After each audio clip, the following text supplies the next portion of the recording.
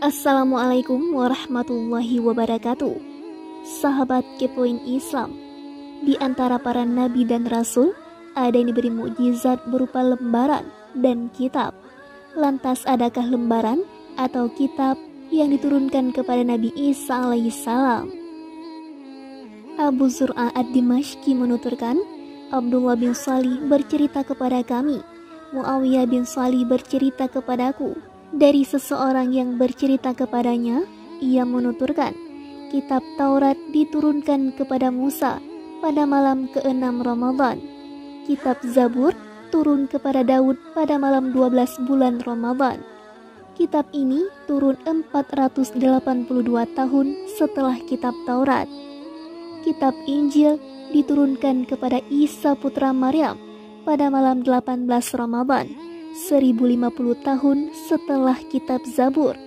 Dan Al-Furqan atau Al-Quran diturunkan kepada Muhammad SAW pada tanggal 24 Ramadan.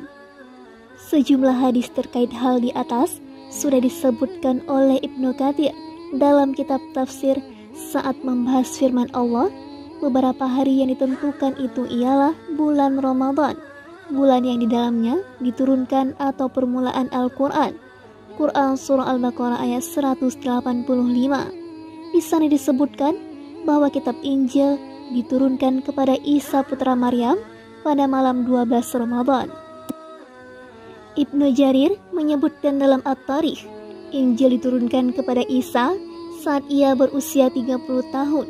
Ia tetap bertahan hingga diangkat ke langit dalam usia 33 tahun. Seperti yang akan dijelaskan berikutnya, insya Allah. Ishaq bin Bishr menuturkan, Sa'id bin Abu Urubah memberitakan kepada kami, dari Qatadah, juga Muqatil dari Qatadah, dari Abdurrahman bin Adam, dari Abu Hurairah, ia menuturkan, Allah Azza wa Jalla mewahyukan kepada Isa putra Maryam, wahai Isa, kuatlah dalam menyampaikan urusanku atau agamaku, dan jangan lemah. Dengar dan taatlah, wahai putra wanita suci lagi perawan. Kau lahir tanpa ayah. Aku menciptakanmu sebagai suatu tanda kebesaran bagi seluruh alam. Hanya kepadakulah kau harus beribadah dan berserah diri. Ambillah atau pelajarilah kitab ini dengan sungguh-sungguh. Jelaskan untuk orang-orang yang berbahasa Suryani. Sampaikan kepada mereka bahwa akulah yang maha benar, maha hidup, maha mengurus segala sesuatu, dan aku tidak akan lenyap. Percayalah kepada seorang nabi buta huruf dari Arab, pemilik unta, surban, baju perang, 2 pasang sandal, tongkat, matanya lebar dan bagus, dahinya kuat, kedua pipinya membinar, rambutnya ikal, jenggotnya tebal, kedua alisnya menyatu, hidungnya mancung, giginya renggang, lehernya terlihat dengan jelas, lehernya laksana teko perak, seakan-akan emas mengucur di tenggorokannya. Ia memiliki bulu-bulu dari dada hingga pusar laksana pedang. Di perut dan dadanya tidak ada bulu selain itu. Telapak tangan dan kakinya tebal. Saat menoleh, ia menoleh dengan keseluruhan badan. Saat berjalan, ia seakan merekah dari batu dan meluncur di jalan menurun. Keringat di wajahnya seakan mutiara. Aroma kasturi menyeruak dari tubuhnya. Belum pernah terlihat seorang pun sepertinya, baik sebelum maupun sesudahnya. Postur tingginya bagus, aromanya harum. Banyak menikahi wanita, namun keturunannya sedikit. Keturunannya hanya berada di sebuah rumah, surga yang terbuat dari mutiara cekung. Tidak ada keletihan ataupun suara gaduh di dalamnya. Wahai Isa, rawatlah dia di akhir zaman seperti Zakaria merawat ibumu. Ia memiliki 2 cucu syahid. Di sisiku, ia memiliki kedudukan yang tidak dimiliki seorang manusia pun. Perkataannya Al-Quran, agamanya Islam, dan kesejahteraan datang menghampirinya. Tuba bagi siapapun yang menjumpai masanya, menghadiri hari-harinya, dan mendengarkan kata-katanya. Isa bertanya, Ya Rob, apa itu tuba? Allah menjawab, sebuah pohon yang kutanam dengan tanganku. Pohon itu untuk seluruh surga. Akarnya dari ridwan, airnya dari tasnim, dinginnya seperti kafur, rasanya seperti jahe, aromanya seperti kasturi. Siapa meminumnya, ia tidak akan dahaga selamanya. Isa berkata, "Ya Rob, berilah aku minum sebagian darinya." Allah berfirman, "Haram bagi para nabi meminumnya sebelum nabi yang itu minum. Haram bagi seluruh umat meminumnya sebelum umat nabi yang itu minum." Allah berfirman, "Wahai Isa, aku akan mengangkatmu kepadaku." Isa berkata, "Ya Rob, kenapa engkau mengangkatku?" Allah menjawab, "Aku mengangkatmu, kemudian aku akan menurunkanmu di akhir zaman agar kau melihat keajaiban-keajaiban umat Nabi tersebut dan agar kau membantu mereka memerangi Dajjal yang terkutuk. Aku akan menurunkanmu pada waktu salat, tapi kau bukan bertindak sebagai imam, karena mereka adalah umat yang dirahmati dan tidak ada nabi setelah nabi mereka." Hisham bin Ammar meriwayatkan dari Walid bin Muslim dari Abdurrahman bin Zaid dari ayahnya bahwa Isa berkata, "Ya Rob, beritahukan kepadaku tentang umat yang dirahmati itu." Allah berfirman, "Mereka adalah umat Ahmad, mereka adalah ulama dan orang-orang bijak, mereka seperti para nabi. Mereka menerima pemberianku dengan rela hati meski sedikit, dan aku menerima amalan mereka meski sedikit. Aku memasukkan mereka ke surga karena la ilaha illallah." Wahai Isa, mereka adalah penghuni surga terbanyak, karena belum pernah ada lisan suatu kaum pun yang merendah dengan la ilaha illallah seperti halnya mereka. Belum pernah ada leher-leher suatu kaum pun yang tunduk dengan bersujud seperti halnya mereka. Hadis riwayat Ibnu Asakir. Ibnu Asakir juga meriwayatkan melalui jalur Abdullah bin Badil al-Uqaili dari Abdullah bin Ausajah. Ia menuturkan, Allah mewahyukan kepada Isa putra Maryam, "Posisikan aku dalam dirimu sebagai pusat pikiranmu. Jadikan aku sebagai simpananmu di tempat kembalimu. Dekatkan dirimu kepadaku dengan amalan-amalan nafilah, niscaya kau kucintai. Jangan kau mengangkat seorang penolong pun selainku, niscaya kau kuabaikan. Bersabarlah menghadapi ujian, terimalah putusan takdir dengan rela hati. Jadilah penggembiraku, karena aku senang jika ditaati dan tidak didurhakai. Dekatlah denganku, hidupkan lisanmu dengan selalu menyebutku. Letakkan kecintaanmu terhadapku di dadamu. Saya akan menyadarkanmu saat lengah dan putuskan perkara dengan kecerdasan dan lembut. Mohonlah dan takutlah kepadaku, matikan hatimu dalam rasa takut kepadaku. Janganlah malam hari demi hak kegembiraanku. Dahagalah di siang harimu demi suatu hari di sisiku kala kau merasa puas. Berlombalah dalam kebaikan dengan segenap tenagamu. Kenalilah kebaikan dimanapun kau pergi. Sampaikan nasihatku kepada seluruh manusia. Putuskan perkara hamba-hambaku dengan adil, karena aku telah menurunkan penawar was-was hati kepadamu untuk menyembuhkan penyakit lupa, untuk menjernihkan pandangan dari selaput kelemahan. Jangan tinggal diam seakan-akan kau mayat, padahal kau masih hidup dan bernafas. Wahai Isa putra Maryam, tak satupun makhluk beriman padaku, melainkan ia pasti tunduk, dan tidaklah suatu makhluk tunduk kepadaku, melainkan ia mengharap pahalaku. Maka saksikanlah olehmu bahwa makhluk tersebut aman dari siksaku selama ia tidak berubah atau mengubah ketentuanku. Wahai Isa putra Maryam si perawan, menangislah sepanjang hidupmu seperti tangisan orang yang ditinggal pergi keluarganya. Jauhilah dunia, tinggalkan kenikmatan-kenikmatannya, agar para pencari dunia saja yang menikmatinya. Alihkan keinginanmu pada kenikmatan pahala yang ada di sisi ilahimu. Lembutkan kata-katamu dan sebarkan salam. Bangunlah kala mata orang-orang yang berbakti terpejam. Waspadalah terhadap urusan akhirat, guncangan dan kesulitan huru-hara mengerikan yang pasti akan datang. Sebelum keluarga dan harta benda tiada lagi membawa manfaat. Celaki matamu dengan kesedihan kala orang-orang jahat tertawa. Sabarlah seraya mengharap pahala saat itu. Tuba untukmu, atau beruntunglah jika kau meraih kenikmatan-kenikmatan yang telah kupersiapkan untuk orang-orang sabar. Harapkan bagian dari dunia, meski suatu hari nanti ketika manusia dibangkitkan, rasakan kenikmatan yang lenyap dan tidak kau dapatkan. Tinggalkan dunia dengan sekedar membawa bekal yang diperlukan. Makanan dan pakaian yang keras dan kasar sudah cukup sebagai bekalmu. Kau sudah tahu kemana tempat kembali itu. Berbuatlah dengan penuh perhitungan, karena kau pasti akan dimintai pertanggungjawaban. Andai kedua matamu melihat kenikmatan-kenikmatan yang telah kusediakan untuk para waliku yang saleh, niscaya hatimu meleleh dan nyawamu terenggut.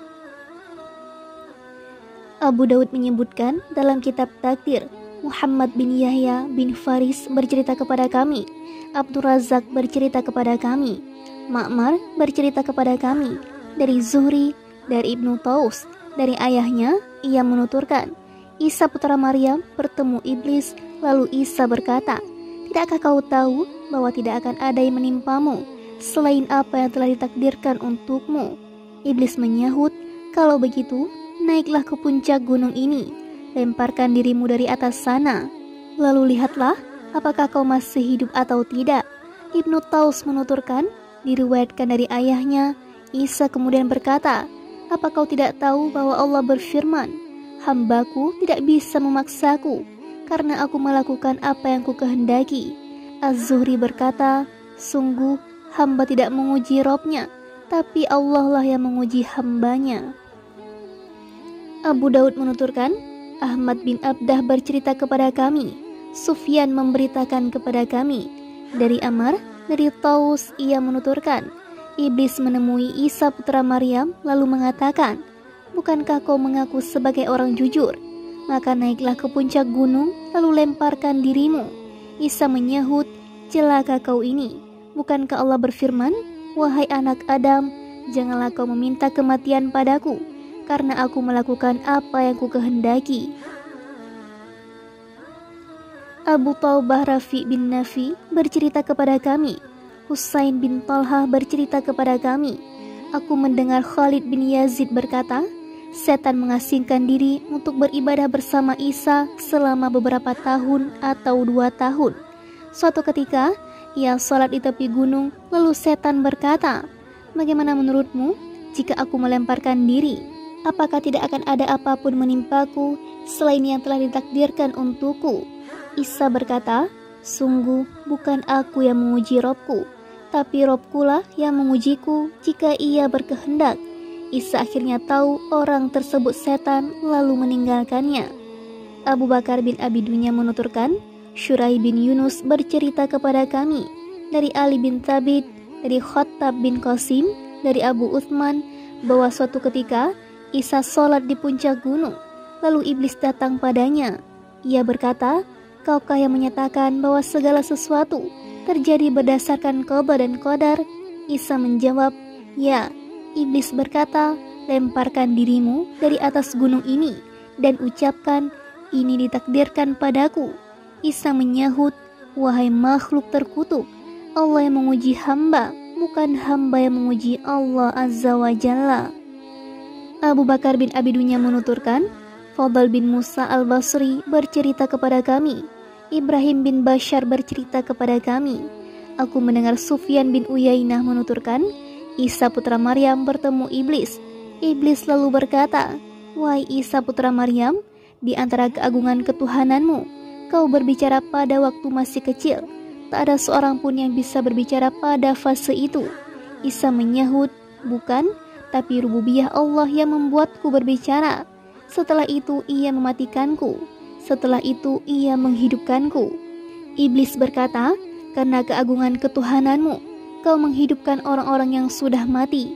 Isa menyahut, bukan, tapi rububiyah Allah yang menghidupkan dan mematikan orang yang aku hidupkan. Saat aku menghidupkan seseorang, dialah yang menghidupkannya.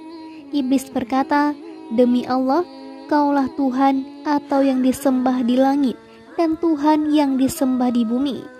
Jibril kemudian memukulnya dengan keras hingga terpental ke Qurun Syams atau nama tempat. Setelah itu Jibril memukulnya lagi dengan kedua sayapnya hingga terpental ke mata air Hamiyah. Lalu Jibril memukulnya lagi hingga membenamkannya ke lautan ketujuh, hingga ia merasakan lumpurnya.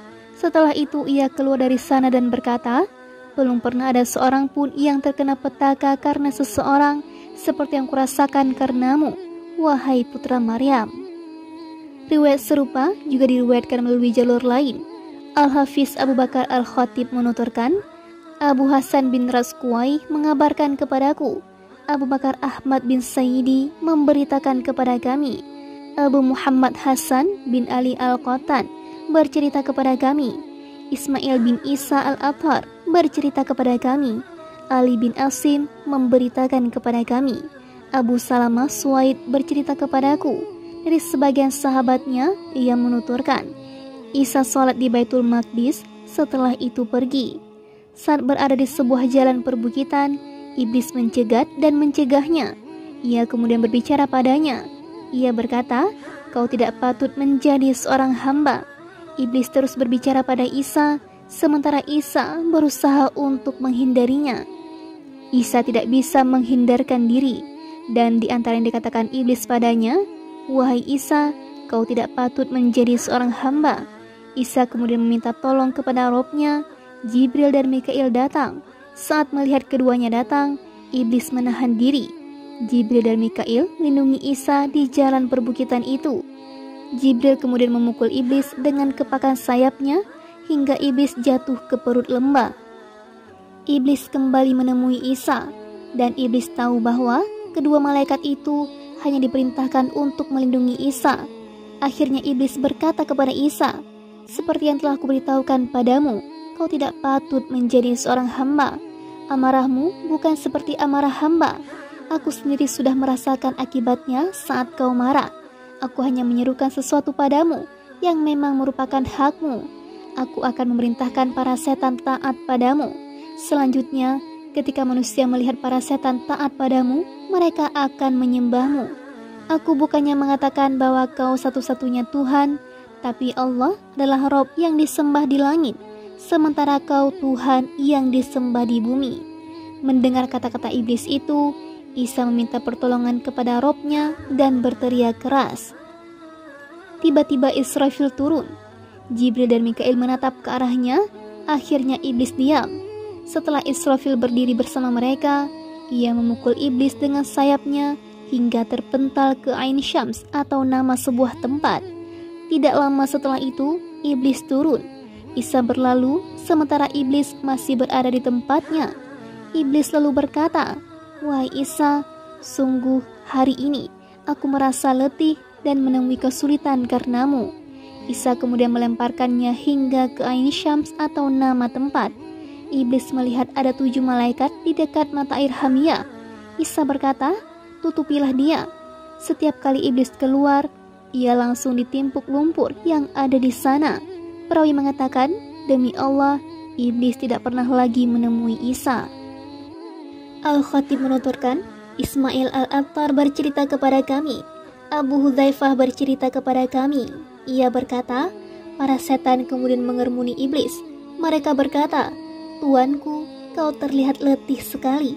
Iblis mengatakan, sungguh dia itu atau Isa seorang hamba yang terjaga. Aku tidak bisa mengganggunya. Dengannya, aku akan menyesatkan banyak sekali manusia. Aku akan menyebarkan berbagai hawa nafsu pada mereka. Mereka akan kujadikan banyak sekali kelompok.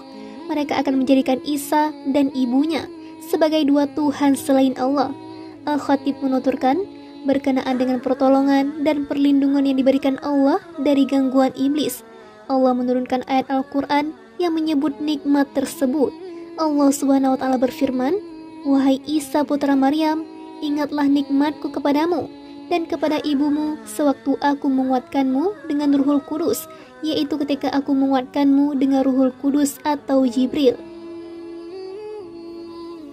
Engkau dapat berbicara dengan manusia pada waktu masih dalam buayan dan setelah dewasa. Dan ingatlah ketika aku mengajarkan menulis kepadamu, juga hikmah, Taurat dan Injil. Dan ingatlah ketika engkau membentuk dari tanah berupa burung dengan seizinku.